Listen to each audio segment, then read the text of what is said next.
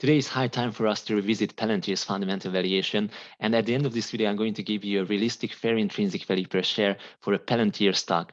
Hello everyone, and a huge welcome to a new episode of the Stock Market Shark YouTube channel. This is Steve, the host of the channel, and if you like the content, then please don't forget to subscribe and leave a like as well. That would be much appreciated. Thank you very much for that in advance, and now let's get started. Probably many of you have already seen it. I already recorded one video on the fundamental valuation of Palantir, and this new episode is not going to invalidate that previous video, but it's going to build upon it. It's going to add some additional granularity to the previous video. It's going to add some additional complexity into my valuation model. And as such, my belief is that at the end, it would give us a more realistic view of how much Palantir is worth. The main difference between the two videos is that the first video was not incorporating into the valuation the impact of stock-based compensation. As probably many of you already know, stock-based comp is a huge thing for Palantir. And let's take a very quick look at the following analogy. Let's suppose that you have a house and you have 100% ownership of that house. You are also applying some cleaning staff, but you're not paying for that cleaning staff in cash, but rather you grant them 10% of your ownership at the end of each year. This means that at the end of the first year, you would only have 90% ownership. At the end of the second year, you would only have 80% ownership.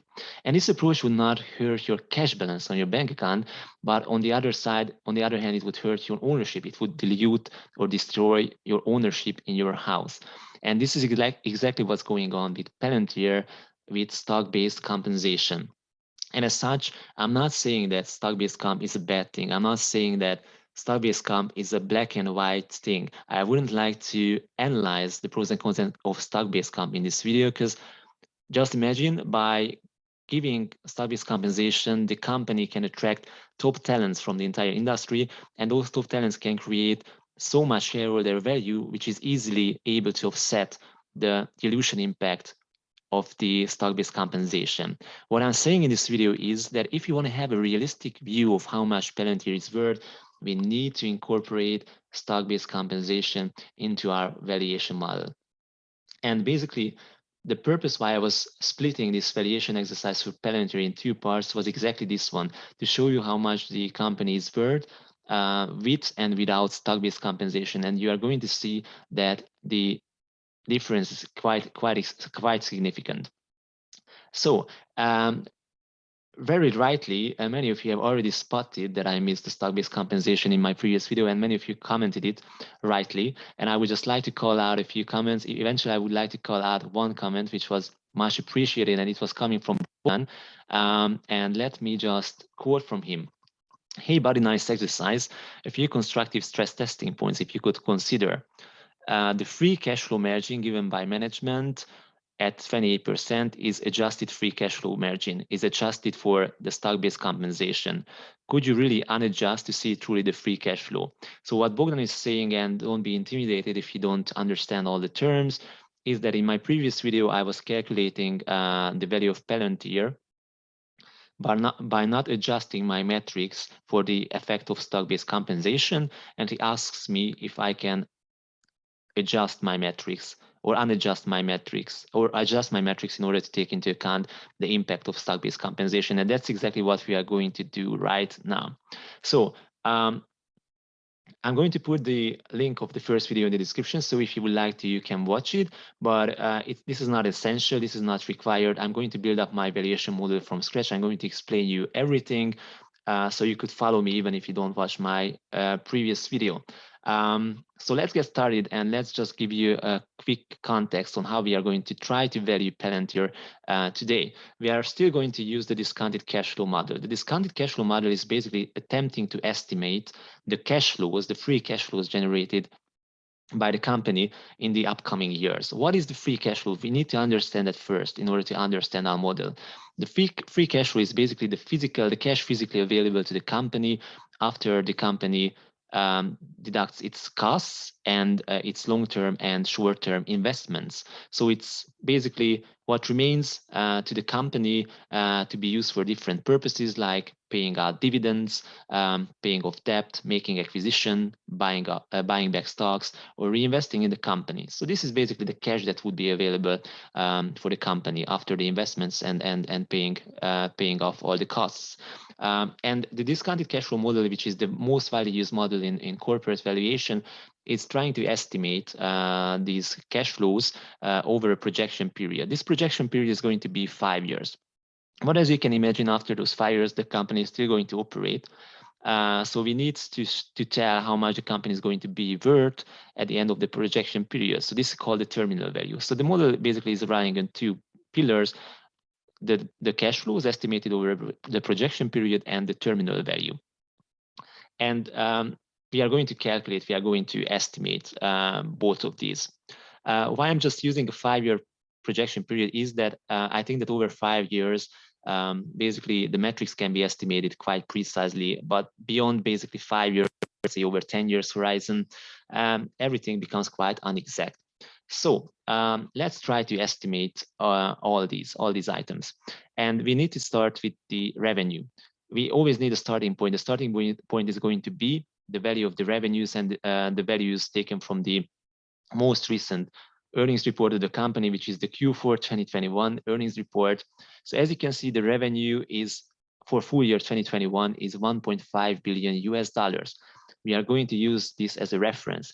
The company's management also asserted that they would like to maintain a 30% revenue growth over the next 5 years. I'm going to trust them because usually they exceeded their projections, and I'm going to use the 30% revenue growth to estimate the revenues for the next 5 years. As you can see, the revenue in 2022 is going to be above 2 billion US dollars, in 2023 above 2.6 billion, and the projection period in 2026 is going to reach that very nice milestone of almost 6 billion US dollars. So that's a quite nice trajectory for Palantir. It's not unrealistic, I would say. And these are the revenues that I'm going to use. Now we have to estimate the free cash flows. Let's take a look at the latest actual number. The free cash flow for full year 2021 was 321 million US dollars, which represents a 21% cash flow margin. The cash flow margin tells like how much percent of the revenue was represented by the free cash flow. And in this case, it's 21%. I'm going to be conservative, and despite I think that this cash flow margin can be improved in the upcoming years, I'm trying to be conservative and I'm trying to use this margin to estimate the free cash flows in the upcoming years based on the revenues. So by basically calculating the 21% of all these revenues that we have for the next 5 years, we can see the cash flow numbers here. At the end of the projection period, 2026, the cash flow is estimated to be slightly above 1.2 billion US dollars. And that was the easy part, I have to say. And now comes the effect of stock-based compensation. And basically, taking into account stock-based compensation is not just an idea in my mind. I have to say that one of the biggest brains, Damodaran, who is basically an expert in corporate valuation, books are considered the Bible of corporate valuation, thinks about stock-based compensation similarly to me. And I would just like to highlight one very important quote from him, as this is important. So what he says is the following, and I highlighted everything here. The stock-based compensation may not represent cash, so only because the company has used the barter system to evade the cash flow effect. Put differently, if the company had issued the options and restricted stock to the market and then used the cash proceeds to pay employees, we would have treated it as a cash expense. We have to hold equity compensation to a different standard than we do non-cash expenses like depreciation, and be less cavalier about adding them back. So the modern things that we need to basically reflect stock-based compensation in our valuation. And it's very interesting to highlight this one as well. What analysts usually do when value companies, basically they add back stock-based compensation, so they increase the amount of free cash flows by the amount of stock-based compensation, and as such they are overvaluing the company. The modern approach is, when we are calculating the free cash flows, we don't need to add back the stock-based compensation. And the bottom line, this is also very interesting. The problem with the analysts currently, with what analysts currently do, is that they are systematically overvaluing businesses by ignoring this expense. Damodaran's solution is to treat stock-based compensation expense as if it were a cash expense, arguing that unlike depreciation and other non-cash expenses, stock-based compensation expense represents a clear economic cost to the equity owners. So that's what we are going to do here is stock-based comp. We are going to basically deduct from the adjusted free cash flows. But for that, we first need to estimate the stock-based. What we know is that the stock-based comp from the last year was $778 million US. And in order to estimate it, which is going to be a quite challenging thing, we have to rely on one very important statement from Alex Karp. Alex Karp, following the latest earnings report, was saying that they are really focusing on normalizing the amount of stock-based compensation in the next 18 to 24 months. So in 24 months, the latest, they would like to reach a normal rate of stock-based compensation. And this is what we are going to rely on in our estimation. But for that, first, we need to interpret what the normal rate of stock-based compensation might mean in the tech industry. And I've brought some examples to you here, just to interpret what a normal rate might mean. First of all, this is a group of high growth and high stock-based compensation stocks. We can see Palantir here with 50% of the revenue as stock-based compensation. We can see Snowflake almost the same value. We can see Zscaler almost 50% as well. The average of this group is almost 30% stock-based compensation. Let's take a very quick look at another group of stocks, tech stocks. Here are listed the FANG stocks mainly, which are more mature stocks, basically with a larger history of operations. And as you can see here, we can see much lower numbers, much lower percentages of stock-based compensation as percentage of the revenues. The average for this group is going to be 3.6% of the revenue as stock-based compensation. And that's what I'm going to use. That's what I'm going to basically consider as a normalized rate, because I think that this is the trajectory that Palantir is very likely to follow in the upcoming years as well. So my assumption is that Palantir is slowly trying to hit for these normalized rates that we've seen in the table. As we've seen for the stock-based compensation for Palantir, stock-based comp was $250 million US in 2018, almost the same value in 2019. Then there was a huge jump up to $1.2 billion US in 2020, and then a small reduction took place, but still with the 2021 numbers, we are still relatively high. So what I assume is that we are going to reduce back the stock-based comp to this previous level of 250 millions, but not in one step. So this is basically my question. Next year, stock-based comp is going to come down to 500 million US, and then to 250 million US, and then it's going to stay the same. As we see in this value had been historically present in the company's operation.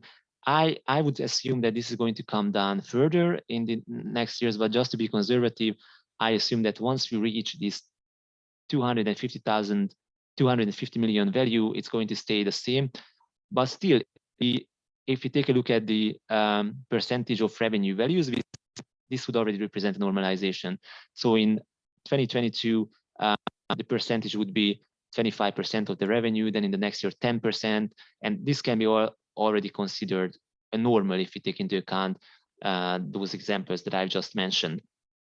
So with these numbers, I think that we are not so far from getting a normalized stock-based compensation as a percentage of the revenue.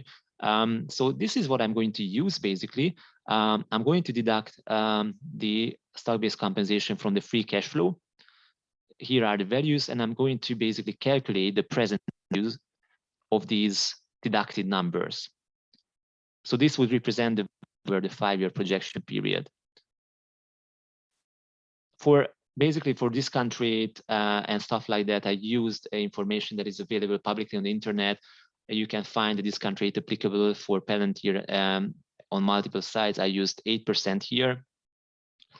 And let's now switch to the terminal value. So what is going to be the value of here at the end of the projection period in 2026. For calculating this, I used two approaches. The first approach is the perpetual growth approach. This assumes that the company is going to grow with an eternal rate of growth till perpetuity. And in valuation models, this rate is usually assumed to be in line with the long-term historical growth rate of the economy. Palantir operates in the US economy, and I've digged it out. The long-term historical growth rate of the US economy is 3%. So this is the value that I'm going to use for calculating the terminal value for Palantir. You can see the result here. It's 19.6 billion US dollars. So this is one approach. Then I would like to apply another approach. This is called the multiple approach. For this approach, we would have to take a look at the cash flow generated by the company at the end of the projection period. You can see it here. So this is the cash flow minus the amount of stock-based compensation, and we have to examine how much would the market pay for 1 unit of that cash flow at the end of the terminal, at the end of the projection period. And basically, by multiplying these two values, we can reach to the terminal value of the company. I'm going to use a value of 20, and why? It's a very reasonable question. This is the average price to cash flow, free cash flow multiple in the information technology industry.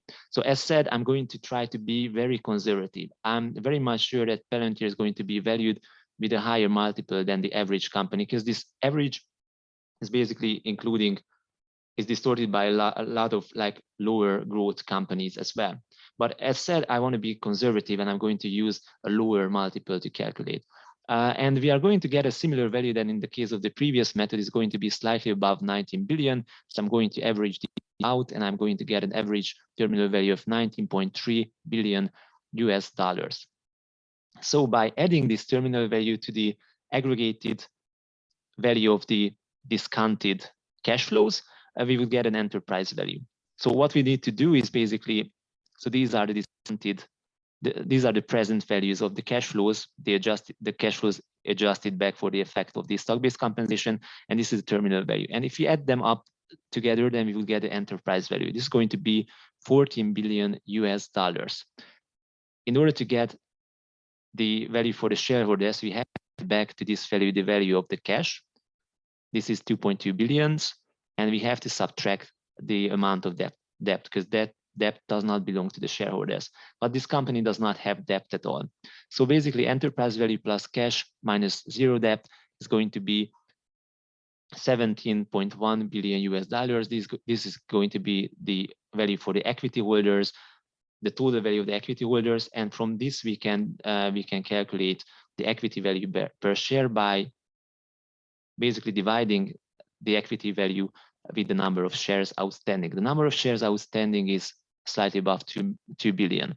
So what I got is the equity value, and then pay close attention, the equity value per share, or the fair intrinsic value per share for one Palantir stock using the assumptions that I highlighted is 8.52 US dollars, 8.52 US dollars. So based on this, Palantir stock seems overvalued. But as said, this valuation is highly dependent, is highly sensitive to my assumptions, and mainly to this multiple, to this market multiple that I used for calculating the terminal value. And as mentioned here, I used the multiple that the market uses on average for the information technology industry. But as I said, this is highly conservative, and it's very likely that Palantir is going to be valued by a much higher multiple. Just to prove that, the Palantir is valued at a price to free cash flow multiple of 78. 78. So it's a much higher value. So in order to get a more realistic view of the company's fair intrinsic value, I've run a sensitivity analysis, and I calculated the equity value per share using different values of this multiple. So here you can see the calculation for a multiple of 20. With a multiple of 40, we already reach a fair intrinsic value of 11.74. with a multiple of 60, we reach a fair intrinsic value of 14.96. And if we use the current multiple observable on the market for Palantir, so basically if we use the same multiple for 2026 that the market uses right now to value Palantir, then the fair intrinsic value for the stock would be $17 US, $70 US. I have to say that on the market, we can observe valuations or multiples much higher than this for valuing high growing tech stocks. And I highlighted a few examples. For instance, these are all competitors of Palantir. For instance, Splunk is valued by a market multiple of price to free cash flows of 177. Snowflake is valued with a market multiple of 612. Tyler Technologies is valued with a multiple of 46, and the Variant with a multiple of 27. So what I want to say with that is that it's not exceptional for a high growth company like Palantir to be valued with a much higher multiple than it is currently. So I think that my conservative approach using a 20 multiple for price to free cash flows was over conservative. And taking a look at the sensitivity analysis, we can see that most of the scenarios that I'm using are above the current price of Palantir, representing an upside. Eventually, for instance, if we use a market multiple of that is applicable currently to Splunk, 170, we would get a fair intrinsic value of $32 US. And in this sensitivity analysis, I just changed the value of the market multiple, but there are other factors that can change. For instance, as mentioned before, the cash flow margin. So basically the percentage of the revenue that is represented by the cash flow can improve in the future. So I've done all the calculations using a 5 percentage point better free cash flow margin than in my previous valuation, which is 26%. You can see the fair intrinsic values per share here. So in a very optimistic situation when the free cash flow margin for the next 5 years would improve to 26%, and let's say that Palantir would be valued at a much higher market multiple as today. Let's say if it's going to be valued with a market multiple of 170, Palantir's stock price fair intrinsic value is calculated at $42 US, so almost 4 times as what it is today. And we don't have to pick specifically one exact scenario. What we need to take a look at it is the distribution.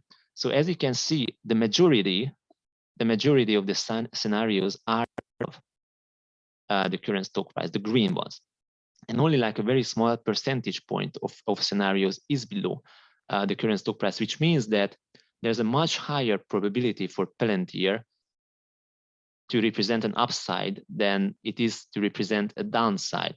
Eventually, it is only in a very, very limited number of scenarios when the fair intrinsic value calculated represents a downside. So in order for Palantir to represent a downside, the following assumptions must be true. The company must be valued at the end of the projection period by the market at the average market multiple of the information technology industry, or 2 times the average market multiple of the information technology industry, and it should have a free cash flow margin of 21% over the next 5-year period. So these are the 2 here. Or the third scenario is that the company would be able to improve its free cash flow margin to 26% in the next 5-year period, but it would be valued at a multiple of the average of the information technology industry. So these are only the 3 scenarios when we get or when we calculate a fair intrinsic value that is below the current share price. But if we take into account any of the other scenarios, we can see upside, and in some cases, massive upside in our calculations. So as the distribution of the green and the red cells shows us very truly, the probability for an upside in Palantir is much larger than the probability for the downside. So if the current stock price would be around $8, then I would see that there's almost, from my point of view, there's almost no risk for buying into Palantir. At the current prices, there's still some downside risk because we can imagine scenarios that would give us stock prices lower than the current ones. But the majority of the assumptions, majority of the scenarios would still give us an upside in Palantir. So that's why I would say that the risk-reward ratio is quite good for Palantir, and Palantir would be worth considered as a good stock to enter in. So I think, guys, I really hope that you enjoyed this video. What I wanted to highlight is that basically the stock-based compensation has a considerable impact on Palantir stock price. As you can see, just watch my previous videos, my previous valuation video where I did not count with stock-based compensation, and just compare what kind of value did I get for that valuation. So in that valuation, basically I applied the same assumptions as in the first scenario. Let me highlight this here, and I received the stock price slightly above 11 US dollars. So we can see a quite considerable difference between 8.52 US dollars and a stock price of 11.5. So that's, percentage-wise, that's a quite considerable difference. So that's the impact of the stock-based compensation. But still, by incorporating this in our valuation model, we can say, and running this sensitivity analysis, we can predict what the future would bring, but we can come up with assumptions, we can come up with scenarios, and the scenario shows us that the probability of upside is considerably larger than the probability of downside, taking into account the current prices. So that's my opinion about Palantir. That's why I think Palantir would be a stock that's worth considering. I'm not telling you to buy the stock. Don't forget to diversify if you buy it. Don't forget to do your own research, and just share me what you think about Palantir. Just share me where you expect the price to be in 1 year. Just share with me if you bought Palantir, if you consider buying it, and just share with me what you think about this valuation, if you think it's realistic or not. And in 1 year, we come back and we would see which of these scenarios became true. So hopefully you like this video. Please don't forget to subscribe to support my channel. I really want to invest more time and more money into improving the quality of these videos, in basically coming with more and more videos and with deeper and deeper research. I'm already just investing quite a lot of money into basically different data sources and just putting together these videos. So if you don't mind, and if it's not a huge ask to me, just subscribe and leave a like, because with your help, I could really take this channel to another level. And I would also like to see you guys together in this community, just like Bogdan, sharing wonderful comments, useful comments. So thanks for watching my video. I hope you like it. I'm coming back with stock market analysis. So see you soon. Enjoy the trading till then, and have a nice rest of the day. See you. Bye-bye.